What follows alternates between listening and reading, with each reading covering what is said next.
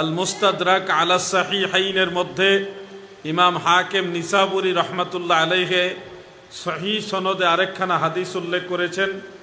দয়াল নবীজি ইরশাদ করেছেন, ইয়াতি আলান নাস জামানুন, মানুষের মাঝে এমন একটা জমানা আসবে, যুগ আসবে, ইয়াজতামাউনা ফিল মাসাজিদ ওয়া লাইসা ফীহিম মুমিন, সেই জামানায় সেই যুগে মসজিদ সমূহের ভিতরে মুসল্লিরা জড়ো হবে, নামাজ পড়বে, মসজিদ ভরপুর মুসল্লি থাকবে, ওয়া লাইসা ফীহিম মুমিন, এই অগণিত মুসলমান বা মুসল্লিদের মাঝে একজনও ইমানদার থাকবে না।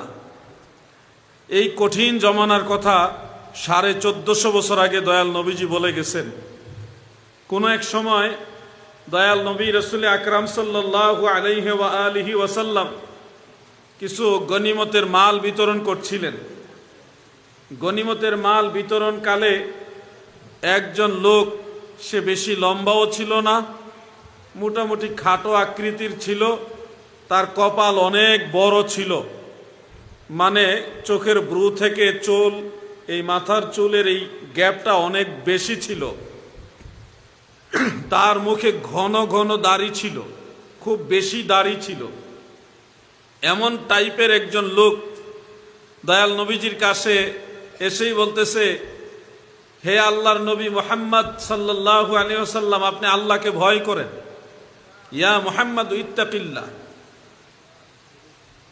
দয়াল নবীজি সাথে সাথে তাকে প্রতি উত্তরে বললেন, আমি যদি আল্লাহকে ভয় না করি তাহলে এই জমিনে আল্লাহর অনুগত বান্দার কে আছে?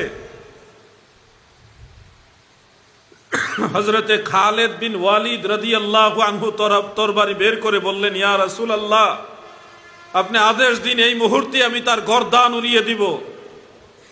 দয়াল নবীজি অনুমতি দিলেন না। পরক্ষণে ওই লোকটা ওইখান থেকে প্রস্থান করলো, চলে গেল। চলে যাওয়ার পরে সাহাবীদেরকে উদ্দেশ্য করে দয়াল নবীজি বললেন, আমার সাহাবীরা গো, তোমরা শুনো, এই লোকের বংশধর, এই লোকের বংশধারা থেকে এমন এমন কিছু লোক পরবর্তীতে এই জমিনে তোমাদের মাঝে আবির্ভূত হবে, আসবে, যারা এত সুন্দর নামাজ পড়বে, যাদের নামাজের তুলনায় তোমাদের নামাজ যেন কিছুই হবে না, যারা এত সুন্দর রোজা রাখবে, তাদের রোজার তুলনায় তোমাদের রোজা যেন কিছুই হবে না, তারা এত সুন্দর কোরআনুল কারীম তিলাওয়াত করবে, যাদের তিলাওয়াতের দিকে তাকালে তোমাদের তিলাওয়াত যেন কিছুই হবে না।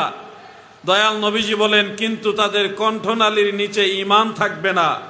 নামাজ থাকবে, রোজা থাকবে, কোরআন তেলাওয়াত থাকবে, ঝাঁকালো দাড়ি থাকবে, ভারী লেবাস থাকবে, কিন্তু ঈমান থাকবে না।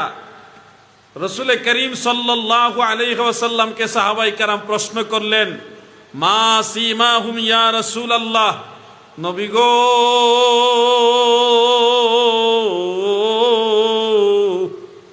তাদের আলামত কি, তাদের চিহ্ন কি, নিদর্শন কি, আপনি বলে দেন। আল্লাহর হাবিব বললেন, ক্বালাত তাহনিকু, তাদের চিহ্ন বা আলামত হলো তাদের মাথার চুল ঘন ঘন কামাবে, মুন্ঠাবে, মাথার চুল ঘন ঘন হলক করবে, চুল ঘন ঘন কামিয়ে ফেলবে। এরপরে আল্লাহর হাবিব বলেন, দয়াল নবীজি বলেন, ইয়াকতুলুনা আহলাল ইসলাম, তারা মুসলমানদেরকে আঘাত করবে, হত্যা করবে, মুসলমানদের সাথে যুদ্ধ করবে, মুসলমানদেরকে মারবে।